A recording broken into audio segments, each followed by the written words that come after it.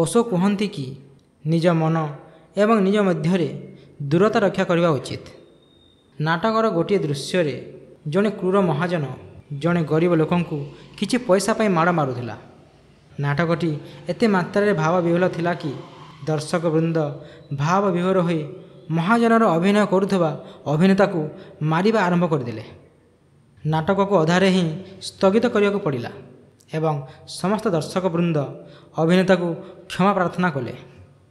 ନାଟକର ଅଭିନେତା ସମସ୍ତଙ୍କୁ ଆହ୍ୱାନ କରି କହିଲେ କି ମୋର ଜୀବନ ଧନ୍ୟ ହୋଇଗଲା। ମୋ ଭଳି ଜଣେ କଳାକାର ପାଇଁ ଏହାଠୁ ବଡ଼ ପୁରସ୍କାର ଏବଂ ସମ୍ମାନ ଆଉ କ'ଣ ହୋଇପାରେ। ଆପଣମାନେ ମୋର ଅଭିନୟକୁ ସତ୍ୟ ଭାବିଦେଲେ। ସେହି ଅଭିନେତାଙ୍କୁ ମାଡ଼ ଖାଇବାରେ ଖରାପ କାହିଁକି ଲାଗିଲା ନାହିଁ? କାରଣ ସେ ଜାଣିଥିଲେ କି ମାଡ଼ ତାଙ୍କୁ ନୁହେଁ ବରଂ ସେହି ମହାଜନଙ୍କୁ ମିଳୁଛି। ଦୁଃଖର କାରଣ ଆମର ସ୍ୱୟଂର ପ୍ରତିକ୍ରିୟା ହୋଇଥାଏ। ଆମେ ନିଜେ ଜାଣିପାରିବା ଉଚିତ କି ଆମେ ନିଜ ମନ ଏବଂ ଶରୀର ପ୍ରତି ସଜାଗ ଅଛେ। ମୋ ଦ୍ୱାରା ଯାହା କିଛି ହେଉଛି ତା'ର ସାକ୍ଷୀ ମୁଁ ସ୍ୱୟଂ। ଏଭଳି ଭାବିବା ଦ୍ୱାରା ପ୍ରତିକ୍ରିୟା ଏବଂ ଦୁଃଖ ଉଭୟ ବିନାଶ ହୋଇଥାଏ।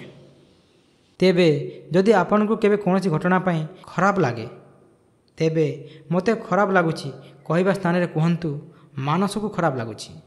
ମାନସ ମନରେ ଦ୍ୱନ୍ଦ୍ୱ ଅଛି।